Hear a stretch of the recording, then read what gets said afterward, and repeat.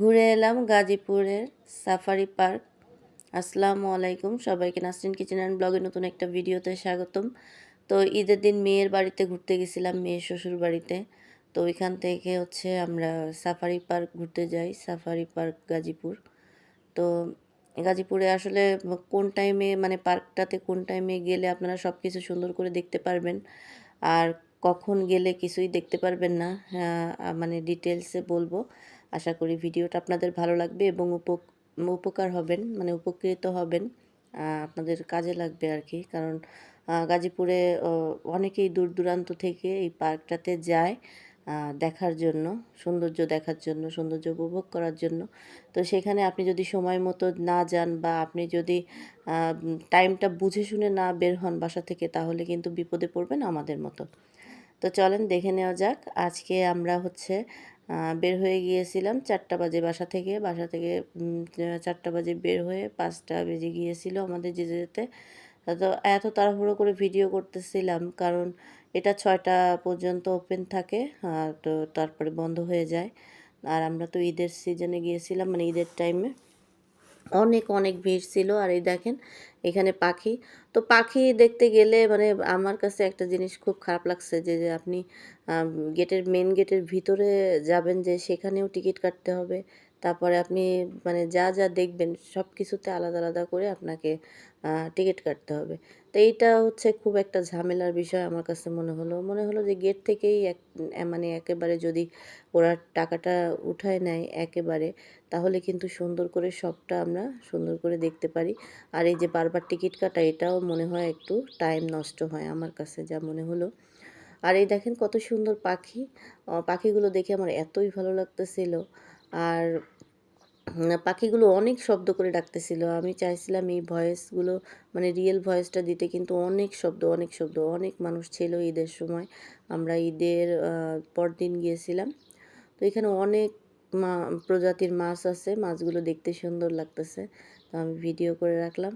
আর ওই যে বললাম যে কখন যাবেন কখন যাবেন না, আসলে আমরা 4টা বাজে গিয়েছিলাম, আমরা বুঝতে পারিনি 5টা বাজে, 5টা বেজে গিয়েছিল আমাদের যেতে যেতে। তো 5টার সময় কোর পার্ক যেটা, সেটা বন্ধ করে দেয় গাজীপুরের।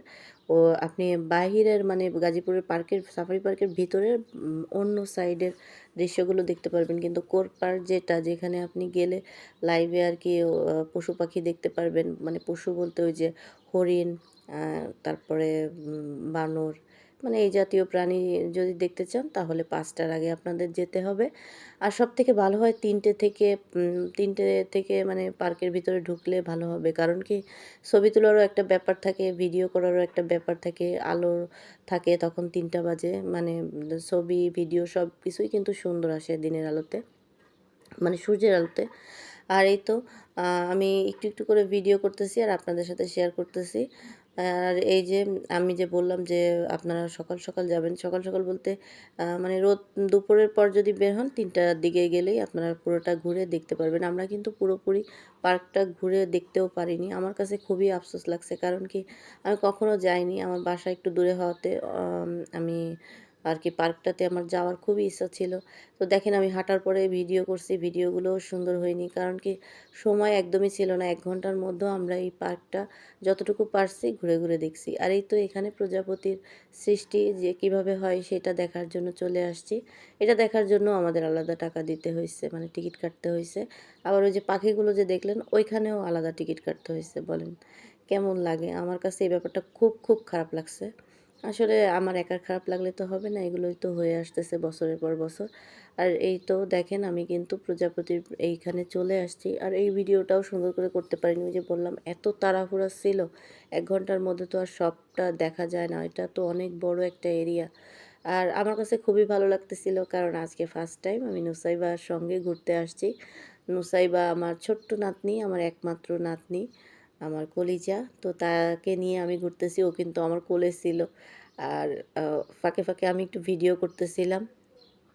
তো নুসাইবাও কিন্তু আজকে ফার্স্ট টাইম ওর বাবা মার সঙ্গে ঈদ উপলক্ষে ঘুরতে আসছে। ও জন্ম হওয়ার পর থেকে 6 মাস প্লাস হয়ে গেছে আলহামদুলিল্লাহ। তো আমার নাতনির জন্য সবাই দোয়া করবেন। এর ভিতরে কিন্তু ওকে নিয়ে কখনো কোথাও আমরা ঘুরতে বের হইনি। মানে এমনি বাহিরে বের হওয়া পড়ছে ওর প্রয়োজনে, ডাক্তার দেখার জন্য ওকে ডাক্তার দেখানোর জন্য বের হইছি। তাছাড়া ঘোরার উদ্দেশ্যে কোথাও নিয়ে যাইনি। যেহেতু অনেক ছোট আর এই দেখেন এখানে একটু ঝর্ণার মতো করছে। এই জায়গাটা আমার কাছে সবথেকে সুন্দর লাগছে। তো যা অল্প, অল্প করে ভিডিও করতেছিলাম। আমি চাচ্ছিলাম যে আ পুরোটা না পারি, যতটুকু পারি আরকি ততটুকুই ভিডিও করতে। কিন্তু আসলে এতটাই আ সময় কম ছিল যে আমরা অল্প একটু ঘুরেই পুরোটা ঘুরতে পারিনি। অল্প একটু ঘুরেই বের হয়ে আসা লাগছে। তা এই দেখেন এখানে সামনে মানে পার্কের ভিতরে কোনো স্টল পাবেন না আপনি। আমি যতটুকু দেখলাম পার্কের বাহিরে সব স্টল। তো আপনারা যদি খাবার-টাবার খেতে চান বাহির থেকে কিনে তারপরে আপনাকে খাবারটা নিয়ে ঢুকতে হবে। আর এত বড় একটা এরিয়া এর ভিতরে যদি গাড়ি নিয়ে আর কি ঘোরা যেত তাহলে মনে হয় অল্প সময়ে অনেক কিছু দেখা যেত। তো আমি জানি না আমি কোনো গাড়ি ভিতরে দেখলাম না পার্কের ভিতরে। মনে হয় গাড়ি ভিতরে নেওয়া যায় না। এইজন্য আরও বেশি কষ্ট হইছে। কারণ অনেক, অনেক হাঁটতে হয়। এত হাঁটা তো আসলে সবার পক্ষে সম্ভব না। তো সবাই ভালো থাকবেন, আমার জন্য দোয়া করবেন। ভিডিওটা ভালো লাগলে চ্যানেলটা সাবস্ক্রাইব করবেন। আল্লাহ হাফেজ।